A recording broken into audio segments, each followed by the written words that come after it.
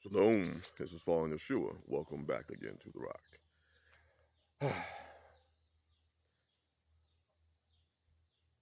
I have plenty of videos coming, but I wanted to do this one. I want to apologize first because this last Shabbat, Saturday night, Friday night, I forgot to put up a notification that I was not going to be doing a live stream. And people have been asking steadily, am I okay? Is the family okay? We are all doing great. We are all doing excellent. Children, wives, myself, all of us. We just kind of shifted a little bit of our priorities to, the home, making sure that things are running smoothly in the house. Well, things, are always running smoothly. Let me tell y'all something. Managing a house as a man can be a daunting task. It's not, like something you're gonna run away from, but it can be a daunting task with a homestead, and businesses that you're trying to get. No, I'll say businesses, things. I mean, I guess you could call it that. But things you're getting off the ground to make some residual income. Um, it can be daunting getting orders out, things like that. And oftentimes, with the sisters and sending emails out, responding to other sisters, and then myself emailing, working the homestead. Most people don't know. I mean, stop there. Most people don't know that I've been doing live streams for 6 years now, 5, 6 years. And at one point, I would come on Friday night and do a live stream for about 4 hours, 7 to 11 at night. And then I would come on Saturday on Shabbat, started Shabbat, and then to end the Shabbat, basically, I would do another live stream on Saturday night from about the same time. I was doing 8 hours of live streaming a week on top of working 60 hours. Um, yeah, that gives you an idea of what my schedule was like while building this homestead, while building a home, while cutting trees down, moving logs, and it was not easy. So I've had the opportunity to finally rest, um, and even then, it's a different kind, like on Shabbat rest. During the weeks, we're busy. We're adding another area for chickens. So we're building this area out for chickens is tough, and we're still building gardens, and the gardens are doing great. Sisters have been blanching and freezing and dehydrating, and now we're getting ready to get our fall planting in, which is not going to be that much this year. What I mean by that is most of our gardens have made it through the summer, and some have gone to seed, but for the most part, we're not going to have to do a whole lot of extra work.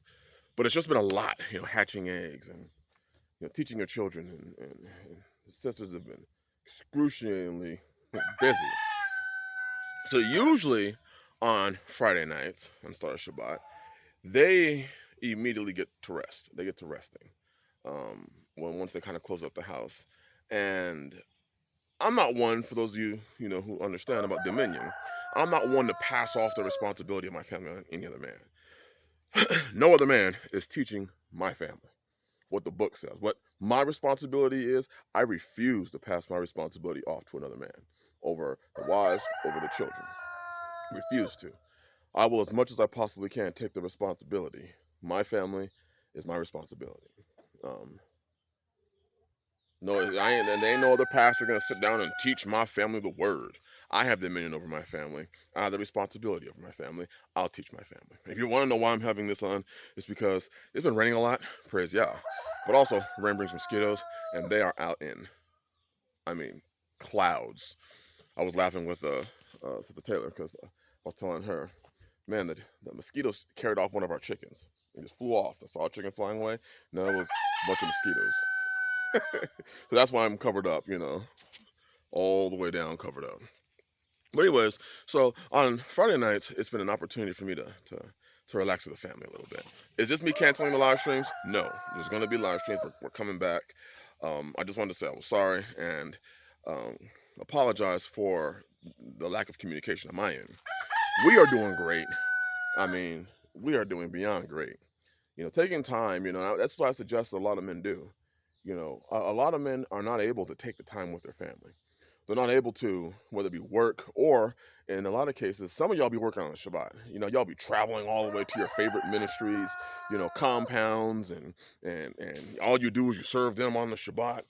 And I mean, it's getting your children ready. I mean, it can be daunting, getting your children ready on, the Shabbat, driving, 4 or 5 hours. Some of y'all 2 or 3 hours, waking up at 3, 4, 5 o'clock in the morning. These are stories y'all told me. 3, 4, 5 o'clock in the morning, getting your children ready, dragging them out of bed so that you can hop in the car to drive to service. It's supposed to be a day of rest. Goodness gracious. Y'all do more driving on the Shabbat than you do damn near during the week. But I digress. So, we're going to be doing live streams. We're going to be coming back. But also another thing that I was feeling was I don't want to be that guy on the internet that just does videos to do videos or does live streams to do live streams. That's why you haven't seen many videos. Yes, there's a lot of work to be done here, and we're doing it. But I really want to talk about things, yes, that are interesting, but also things that mean something. When you get up here on the internet, and I mean, I guess if the internet's your business, is one thing. But when you get on the internet and you just report the news week after week, so you can get views, so you can get money, that's not what this channel's about. Yes, I am thankful for the AdSense that I'm able to get, and a little bit here, and a little bit there I'm able to get.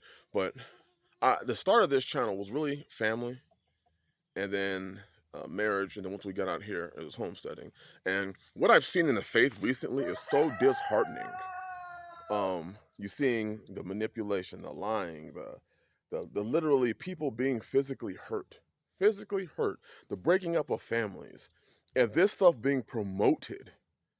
So much like wicked ass doctrine. People taking part of the Torah, part of Acts, forming their own doctrine. People telling you don't eat off other tables, which makes no sense to me because how did you come to the faith?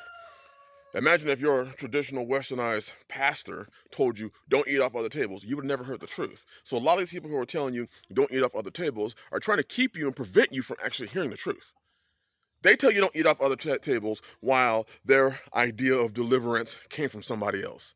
While they have whole libraries of books behind them showing you the tables that they've eaten off of so that they can develop their own doctrines. But then they tell you don't eat off other tables. It's craziness. You have a Bible right in front of you, but you're relying on somebody else. You're relying on a man to tell you what it says. Completely devaluing the whole point and purpose of you having access to the truth yourself. Or is it you're just too damn scared? You're too damn scared that if you actually sought for the truth yourself, you'd actually find out that most of the shit you've been following your life ain't real. That it's all there to benefit somebody else and not you. So to prevent that from happening, they tell you don't eat off other tables. You don't eat off other tables. So you continue to get spoon-fed. I'm not like this society right here. This society tell you, that they don't ever promote eating food at home.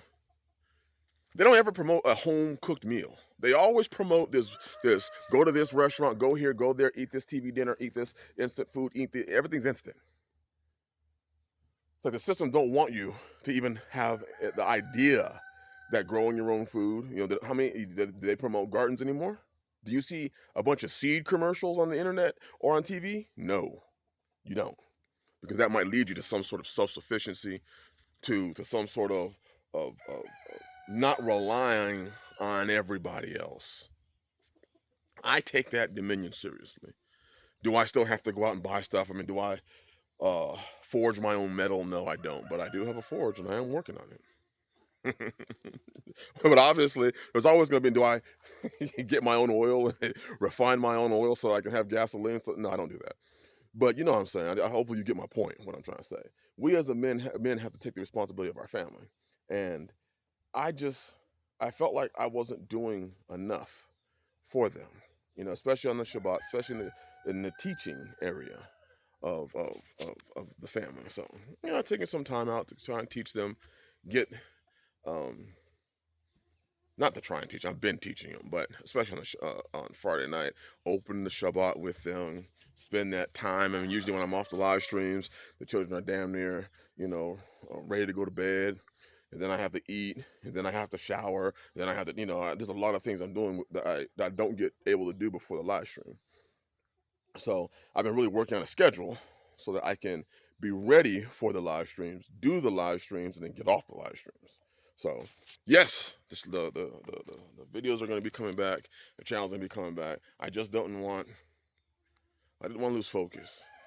Men, I know it's great. Y'all see these, whatever you see on the internet, you'd be thinking it'd be a great idea to take my family somewhere and give the responsibility of my family to somebody else. But let me tell you something. Many of you will never experience the blessings of being able to see the work of your hands, benefit your family directly. To be able, for your children, to go out there and snatch a tomato off the vine and eat it because they want it. Or a vine peach, apple, peach, pear, passion fruit, cucumber. You know, one of the sisters really loves cucumbers, so I planted a whole garden because she can eat cucumbers like 3, 4, 5 at a time. Loves them. And to see her go and snatch one off the vine and eat it, it's such a blessing.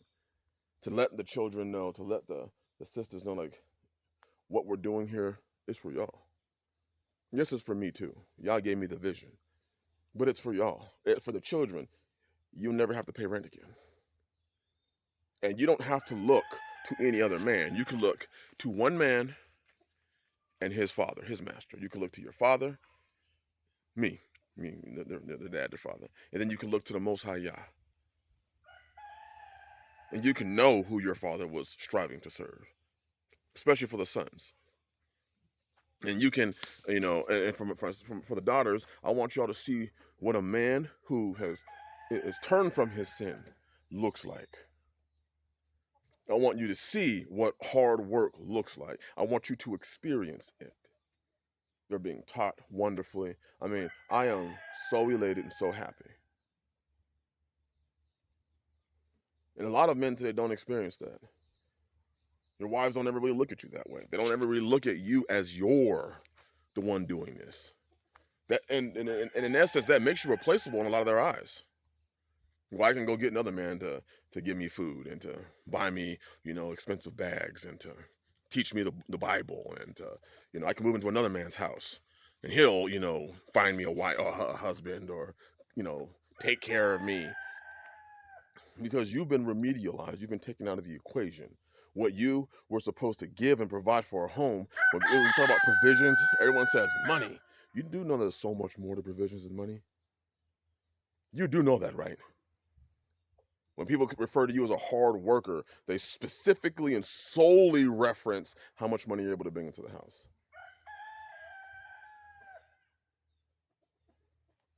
You're basically one step above the Federal Reserve. You are your wife's Federal Reserve. When she wants you to print more money, you better get your ass up and get back to work, huh? That's what the system is teaching and wants to be taught.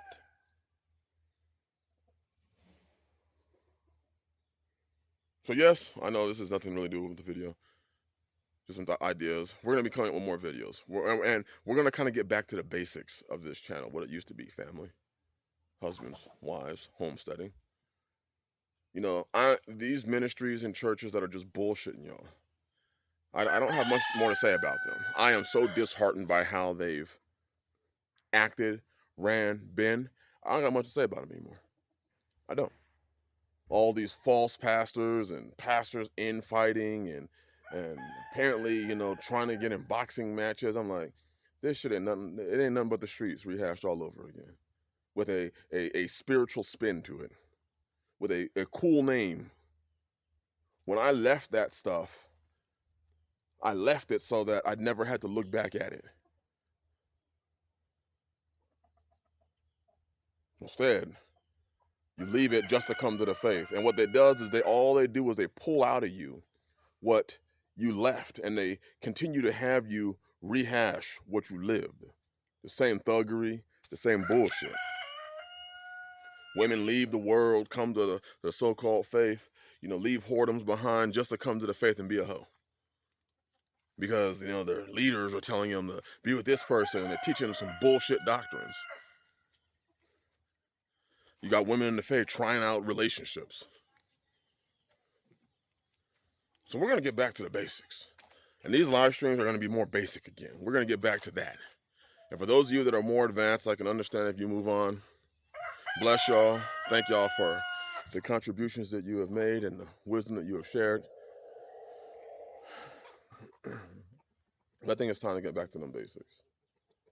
A, B, C, D, 1, 2, 3. As the Bible says, become as children. We need to not be so prideful to think that we are ready for meat when most of us haven't even had milk. You haven't even progressed. You haven't even had, that baby food, the mashed up vegetables.